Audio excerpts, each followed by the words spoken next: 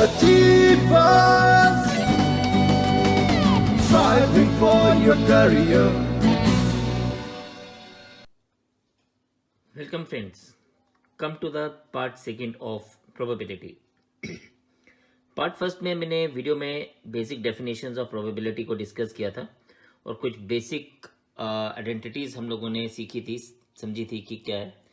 तो जिन लोगों ने अभी तक पार्ट फर्स्ट नहीं देखा, मेरी उनसे रिक्वेस्ट है कि वो पार्ट फर्स्ट को क्लिक करें और एक बार उसको गो थ्रू करें।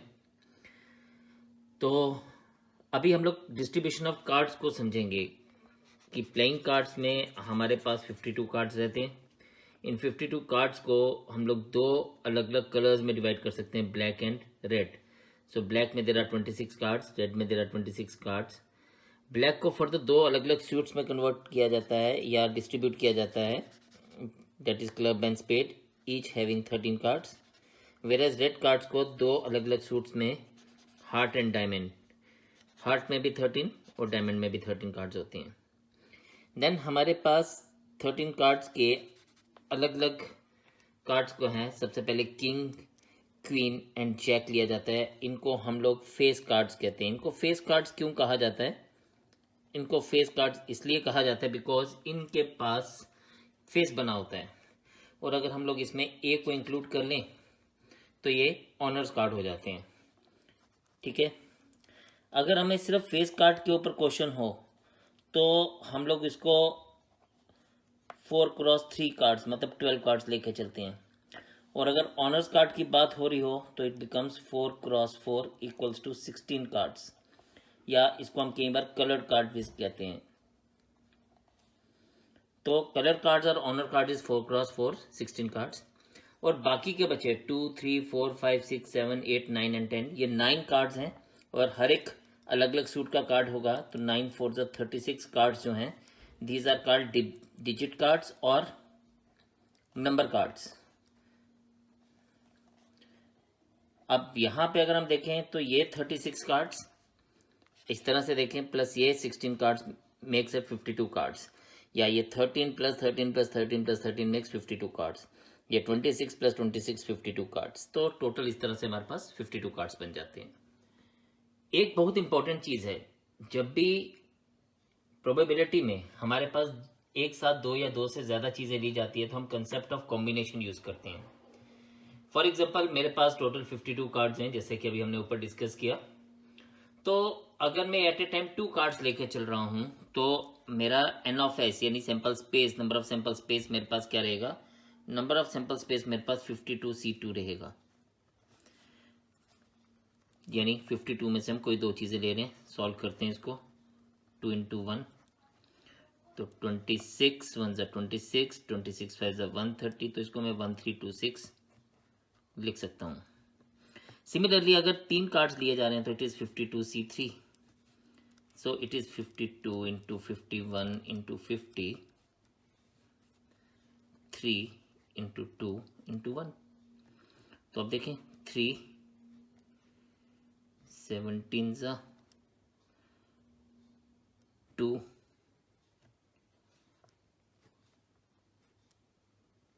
26 ज़ा। तो आप इसको देख सकते हैं कि आप इसको फर्दर क्या करेंगे।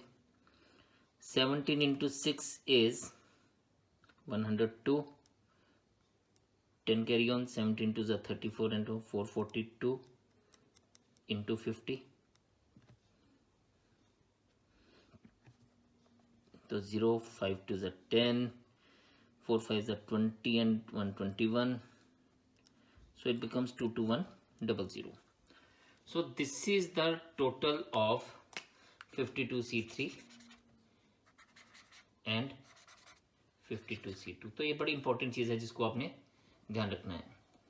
चलिए अब एक एक करके कुछ चीजें समझते हैं। प्रोबेबिलिटी सच में बहुत आसान चैप्टर है, थोड़ा सा ध्यान देने की बात रहती है। तो अगर आपको वो चीजें समझ आ जाए तो पे चैप्टर इज वेरी इजी, इसलिए आप इसको थोड़ा थोड़ा फोकस करके देखिएगा जो भी मैं आपको समझाने वाला हूँ, और इसको प्रैक्टिस करिएगा। तो हमारा पहला जैसे दिया गया है कि if 2 cards are drawn from a pack, तो having 1 king and 1 queen the probability is. तो मैं अभी ना इसकी प्रोबेबिलिटी के ऊपर बात कर रहा हूँ। अभी हम लोगों ने एक बात तो पीछे सीखी कि जब टू कार्ड्स हम लोगों को ड्रा हो रहा है तो एन ऑफ एस है हमारे पास 52C2। अब ये बोलता है probability of 1 king and 1 queen.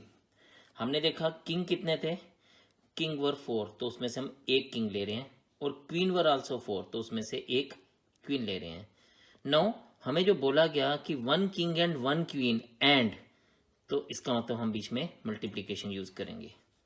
तो ये हमारे पास क्या आ गया, दिस इज, इसको हम लिखते हैं एन ऑफ ई।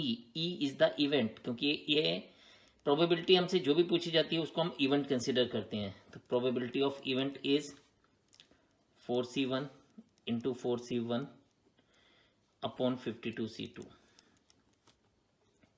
अगर तो आपको वैल्यू याद है 52C2 की 1326 जैसे हमने निकाला था पीछे, तो ठीक है। नहीं भी याद है तो कोई प्रॉब्लम नहीं है, इसको हम 4 इंटू 4 लिखेंगे, इसको 52 इंटू 51 इंटू 2 लिख देंगे। 13 4 जा 52, 13 1 जा 13, 13 5 जा 65, तो ये 663 होगा, और ये 4 2 जा 8 हो जाएगा। तो this is 8 upon 663 is the answer for this. एक एक पार्ट को ध्यान से देखते जाइए। अब ये बोलता है if two cards are drawn and both are black, तो हमें पता है बोथ आर ब्लैक के लिए हम एन ऑफ ई क्या लेंगे, n of E will be 26C2। तो इसका मतलब प्रोबेबिलिटी ऑफ ई। अब इसको सॉल्व कैसे किया जा सकता है, इसको सॉल्व कर सकते हैं हम इस तरह से, 26C2 26 इंटू 25 अपॉन 2 इंटू 1, और 52C2 को हम लिख सकते हैं 52 इंटू 51 अपॉन 2 इंटू 1, क्योंकि it will be 26C2 upon 52C2। तो ये 2 और 1 ऐसे काट दीजिए, ये 26 2 जा काट दीजिए, तो आपके पास आंसर बन जाएगा 25 अपॉन 102। तो इस तरह से आप आंसर फाइंड आउट कर सकते हैं। द थिंग्स बिकम ईजियर अगर आप कैलकुलेशंस को साथ साथ लेके चलेंगे, ठीक है। तो अलग अलग पार्ट्स को देखते हैं कि क्या पूछा गया है।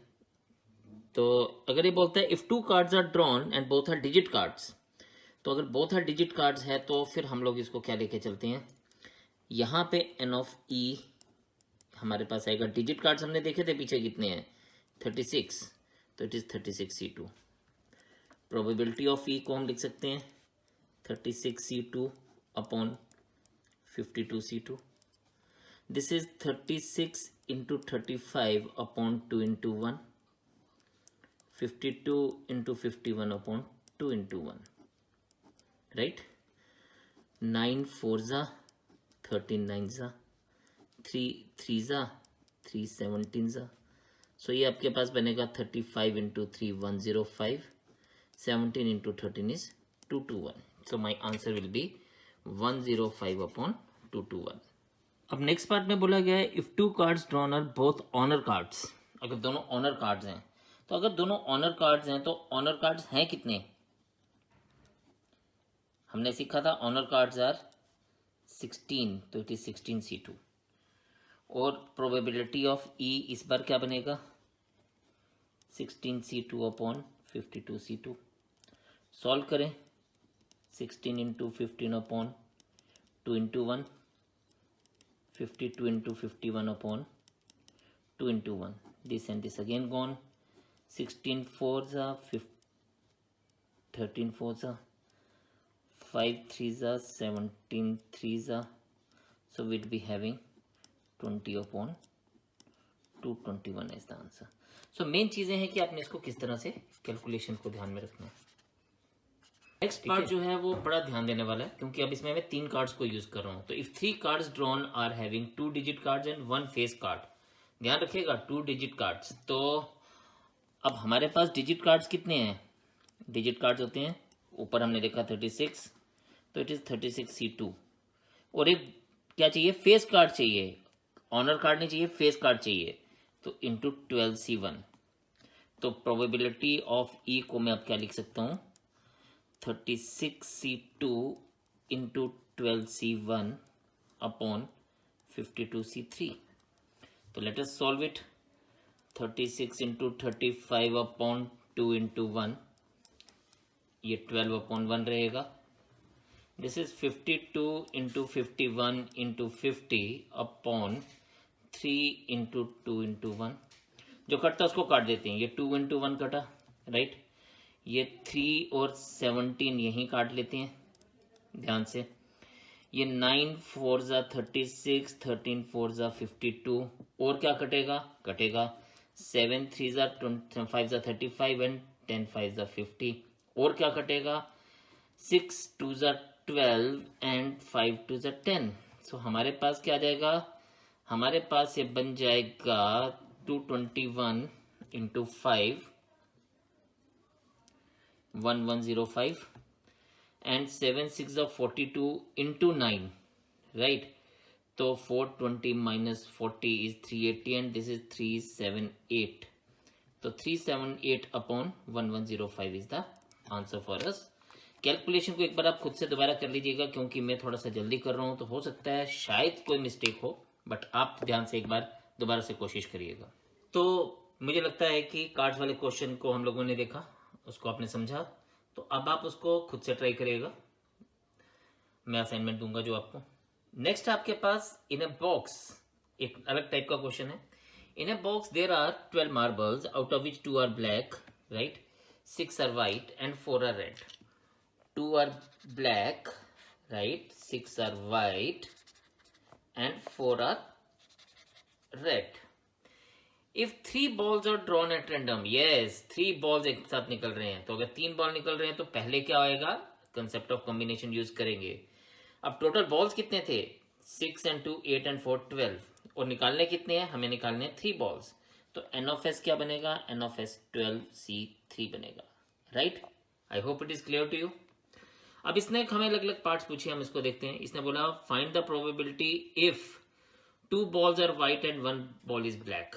तो इसमें हमारे पास, मैं अब इसको E1 ले रहा हूं, फर्स्ट इवेंट, ठीक है। अलग अलग पार्ट्स को मैं अलग अलग इवेंट्स के हिसाब से लूंगा। तो एन ऑफ E1 में बोलता है 2 आर व्हाइट, व्हाइट थे कितने 6, तो it is 6C2 and 1 is black, तो ब्लैक कितना था 1, तो इट इज इंटू 2C1।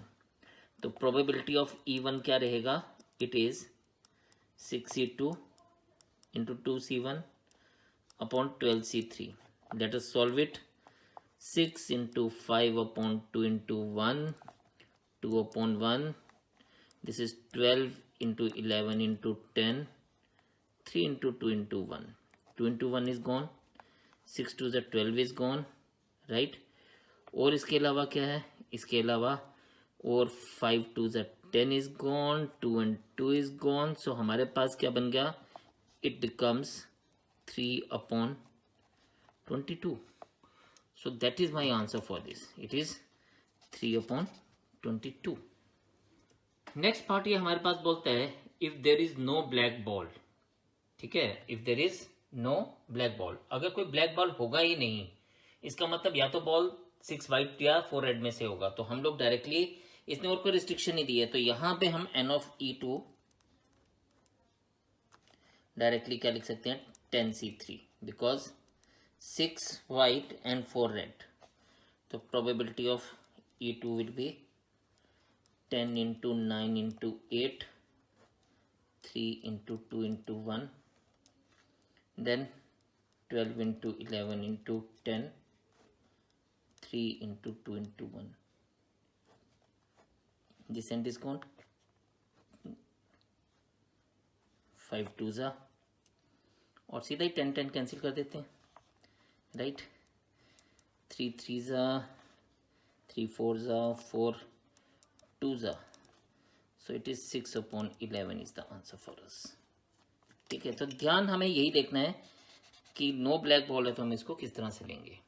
और अगर जैसे इसने बोला if there is no red ball, तो हम लोग उन 4 रेड को छोड़ दें, तो हमारे पास एन ऑफ E3 बनेगा क्या, एन ऑफ E3 होगा सिंपली 2 and 6 8C3, और प्रोबेबिलिटी ऑफ E3 हमारे पास क्या बन जाएगा 8C3 अपॉन 12C3। तो सॉल्व 8 7 and 6 3 2 1। जब आपकी प्रैक्टिस हो जाएगी ना, तो आपको पता है नीचे 3 3 है, तो आप इसको छोड़ भी सकते हैं, आपको इसको लिखने की ज़रूरत नहीं है। तो मैं अभी इसलिए लिख रहा हूँ ताकि आप लोगों को कन्फ्यूज़न हो। दिस एंड दिस गॉन, 6 2 ज़ा 12, 2 4 ज़ा 8, 4 2 ज़ा 5 and then we are having 14/55। तो इस तरह से आप चेक कर सकते हैं कि आपके आंसर्स क्या क्या बन सकते हैं। Now the next part is very simple, if all 3 balls drawn are white, तो इस केस में हम n of E4 डायरेक्टली क्या लिख सकते हैं, वाइट बॉल्स हमारे पास थे कितने 6, तो इट इज 63। तो probability of E4 is 6C3/12C3। तो 654/321, this is 12, 11 and 10/321, this and this gone, 6 2s are 2 2s are 2 5s are 10 and my answer is 1/11। so this gives us the answer directly। Solve करना में थोड़ा सा easy हो जाता है, ठीक है। चलिए नेक्स्ट पार्ट थोड़ा सा ध्यान देने वाला है, उसको देखते हैं। So here what is given, if the ball drawn have at most 1 black ball, ज्यादा से ज्यादा एक ब्लैक बॉल। इस चीज पे ना बच्चों को थोड़ी सी कंफ्यूजन होती है कि एट मोस्ट और एट लीस्ट। एट मोस्ट होता है ज्यादा से ज्यादा, मैक्सिमम लिमिट, यानी 1 या 1 से कम होंगे ब्लैक बॉल, और एट लीस्ट होता है कम से कम, मिनिमम लिमिट, यानी 1 या 1 से ज्यादा होंगे अगर एट लीस्ट लिखा होता। बट यहाँ पे एट मोस्ट लिखा है, तो हमारे पास या तो एक ब्लैक बॉल होगा या फिर कोई ब्लैक बॉल नहीं होगा, ठीक है ना। तो हमारे पास n of E5 क्या रहेगा वो इंपॉर्टेंट है देखना। अब हमारे पास ब्लैक बॉल थे कितने 2, तो it is 2C1 into 10C2, ठीक है। या तो एक ब्लैक बॉल होगा और बाकी के 2 बॉल्स, बाकी के बचे 10 बॉल्स में से होंगे, या फिर और के लिए प्लस आ रहा है, इट इज 10C3 directly। तो therefore probability of E5 is 2C1 into 10C2 plus 10C3 upon what, 12C3, right। आप इसको लिख सकते हैं इस तरह से 2 into 10 into 9 अपॉन, अब मैं इसको ना क्योंकि इसके बेसिस अलग अलग हैं तो मैं यहीं पे सॉल्व कर लेता हूँ, थोड़ा सा इजी हो जाएगा। 10 into 9 into 8/3 into 2 into 1 upon 12 into 11 into 10/3 into 2 into 1।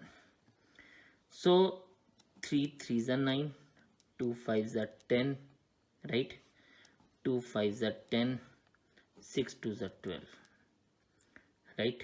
और कुछ कटता है, हम 2 कॉमन ले सकते हैं इसमें से। अगर मैं 2 कॉमन ले लूँ तो आ जाएगा 45, यह आ जाएगा 15 और 2 कॉमन इससे चला जाएगा तो 60 whole divided by 2 into 11 into 10, ये 2 और 2 कैंसिल। और क्या कॉमन ले सकता हूँ, 5 भी कॉमन ले सकता हूँ, तो 105 बन जाएगा ये।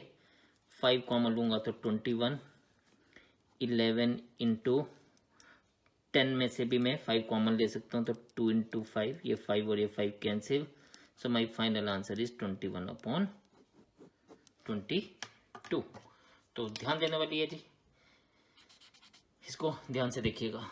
तो अभी एक नेक्स्ट टाइप का क्वेश्चन है, there is a non leap year, ठीक है, what is the probability of getting 53 Saturdays. ये क्वेश्चन बड़ा हिट सा क्वेश्चन है, बहुत बार एग्जाम्स में पूछा गया है। तो हम इसको देखें तो क्या है, हम कहते हैं कि अगर नॉर्मल ईयर में अगर हम देखें तो नॉर्मल ईयर में हमारे पास क्या होता है 52 वीक्स प्लस 1 डे, 365 डेज होते हैं, which is 52 weeks plus 1 day. और ये जो 52 वीक्स हैं, this gives us 52 Saturdays, isn't it. अब बात आती है कि 53rd सैटरडे क्या होगा। तो 53rd सैटरडे के लिए हम वो उस एक्स्ट्रा डे को देखेंगे कि वो एक्स्ट्रा डे क्या है।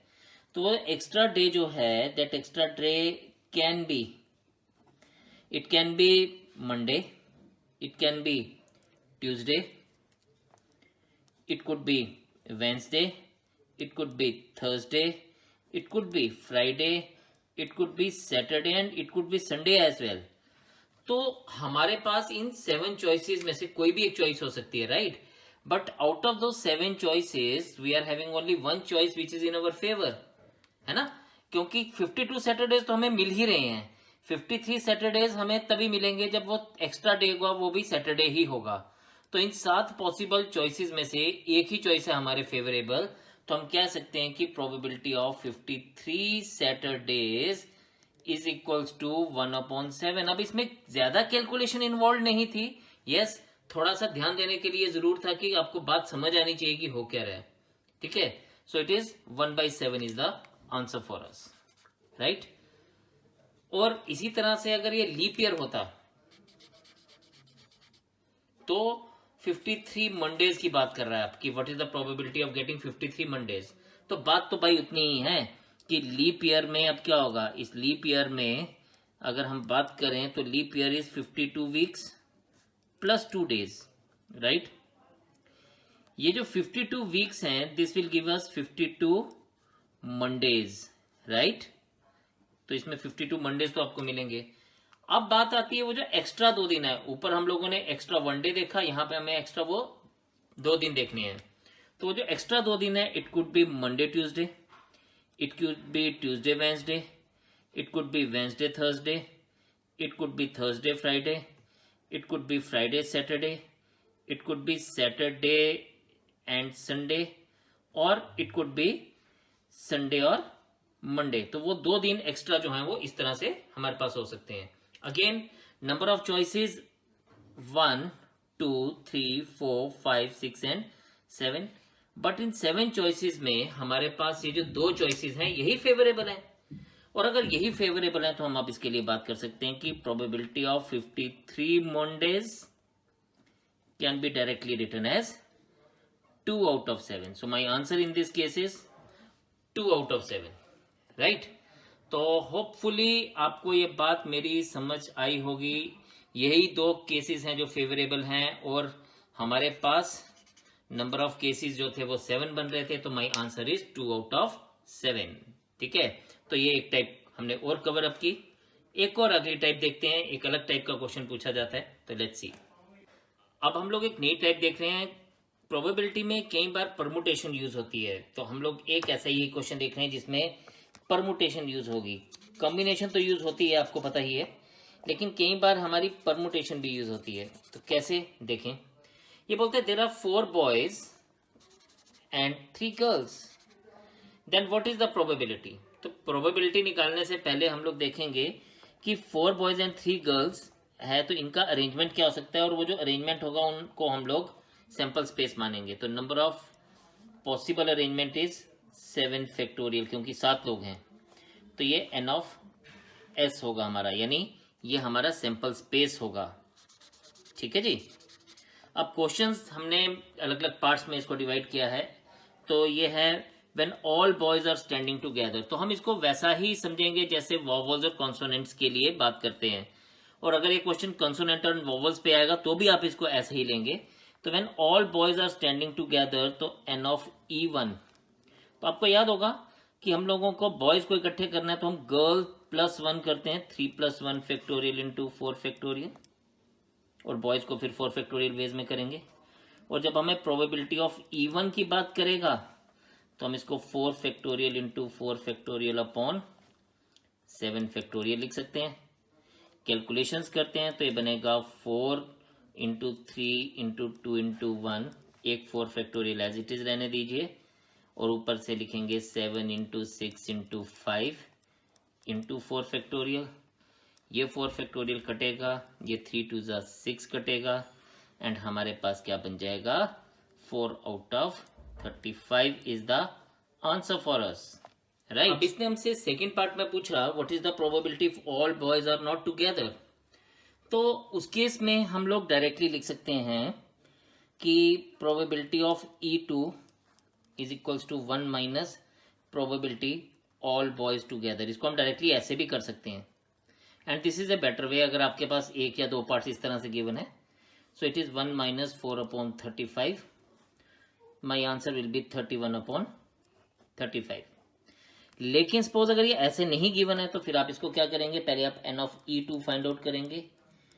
तो it will be 7 factorial minus 4 factorial into 4 factorial, right. And probability of E2 आप लिखेंगे ऐसे 7 factorial minus 4 factorial into 4 factorial upon 7 factorial. Calculations के लिए 4 फैक्टोरियल कॉमन लीजिए, तो इसके पास बच जाएगा 7 इंटू 6 इंटू 5 माइनस 4 फैक्टोरियल, और इसके पास भी क्या बच जाएगा 7 इंटू 6 इंटू 5 इंटू 4 फैक्टोरियल। ये 4 फैक्टोरियल कैंसिल हो गया। अब ये हमारे पास क्या होता है 210 माइनस 24 अपॉन 210। 210 माइनस 24 करेंगे आप, तो आपके पास क्या बनेगा, शाबाश, इट इज 186 अपॉन 35 अपॉन 210। और अगर अब आप इसको ध्यान से देखिएगा, मेरा ये 210 है, और अगर अब आप इसको 6 से काटेंगे तो this will give you 31 upon 35, the same answer as you got above. तो आंसर will be same in both the cases, सिर्फ काम करने का तरीका थोड़ा सा चेंज हुआ, ठीक है।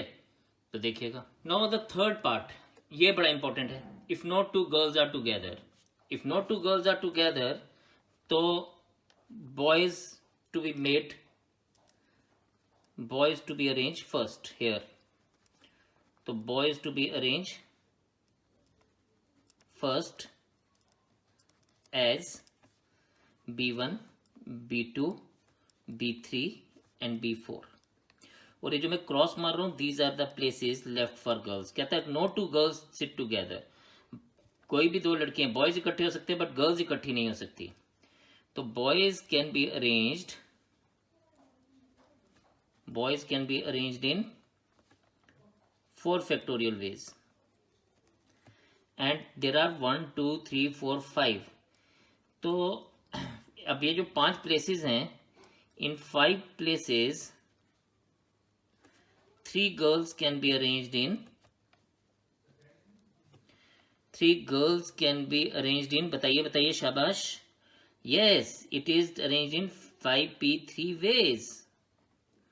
अब इस केस में हमारा n ऑफ e क्या होगा, it is 5p3 into 4 factorial, और हमारा प्रोबेबिलिटी ऑफ e3 क्या आएगा 5p3 into 4 factorial upon 7 factorial.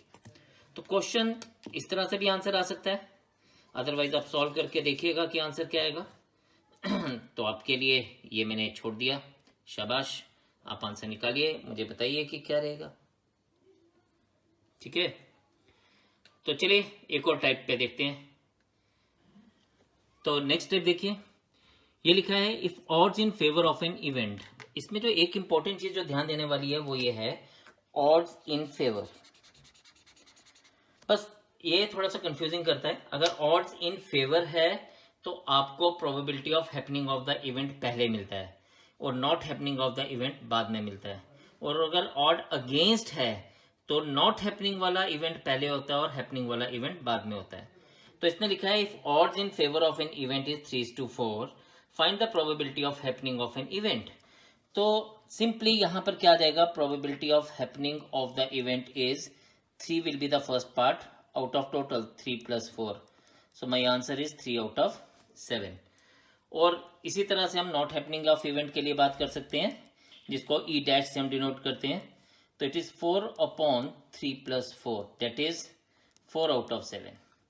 तो इस चीज का बड़ा खास ख्याल रखना आपने, 3 आउट ऑफ 7, 4 आउट ऑफ 7 को आपने लेके चलना है। तो अगर आउट अगेंस्ट पूछा जाता तो डेफिनेटली मेरी बात में 3 out of 7 not happening of the event होता और 4 out of 7 happening of the event होता, ठीक है। तो ध्यान रखिएगा इसका फर्दर। तो चलिए एक और टाइप का क्वेश्चन देखते हैं। If A card is drawn from a pack of 52 cards, what is the probability that it is a club और किंग। तो क्लब एक हमारे पास सूट है और किंग एक कार्ड है। तो क्या रहता है हमारे पास, number of clubs 13, number of jacks 4 होते हैं, बट हमारे पास number of jack of club भी तो होता है एक। अगर जो हम लोग 4 क्लब्स ले रहे हैं, जैक ले रहे हैं, उसमें एक जैक ऑफ क्लब होगा 1। हमसे पूछा गया क्लब और किंग। ये जब और वर्ड यूज होता है ना बीच में, इसका मतलब ये आपसे यूनियन पूछ रहा है, ए यूनियन बी, यानी क्लब यूनियन किंग पूछ रहा है।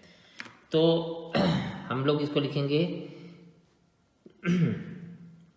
Number of club union jack is number of clubs plus number of jack minus number of club intersection jack. ये जो इंटरसेक्शन है ये कॉमन की बात होती है इसमें, तो जो कॉमन नंबर होता है वो इंटरसेक्शन में लिया जाता है। तो it is 13 plus 4 minus 1, it is 17 minus 1 equals to 16। तो एन ऑफ ये हमारे पास आ गया 16। टोटल नंबर ऑफ कार्ड तो 52 हैं, तो प्रोबेबिलिटी ऑफ सी यूनियन जे को मैं लिख सकता हूँ 16/52 और 4/13। तो this is the answer for अस। अगर इस तरह से 2 कार्ड्स ड्रॉ किए जाते तो आपको पता है क्या होता, फिर हम लोग वही देखते 52 C2 और अकॉर्डिंगली यहाँ पर भी हम लोग उसी हिसाब से आगे चलते। तो इस तरह से अगर हम लोग आगे चलें तो अलग अलग टाइप के क्वेश्चंस और आप अटेम्प्ट कर सकते हैं। तो इस लेक्चर में इतना ही, तो आप इसको करते रहिए, प्रैक्टिस करिए ढेर सारी। जहाँ कहीं प्रॉब्लम आती है मुझसे पूछें, और किसी को कोई इशू है तो वो मेरे को व्हाट्सएप कर सकता है अपनी प्रॉब्लम्स को 9419198743। Give me your introduction, I am Sukrit Gupta. आप कहीं पर भी पढ़ रहे हों कोई प्रॉब्लम नहीं है, आप प्रॉब्लम्स मुझसे कभी भी कहीं पूछ सकते हैं। तो जय Hind. Achievers striving for your career.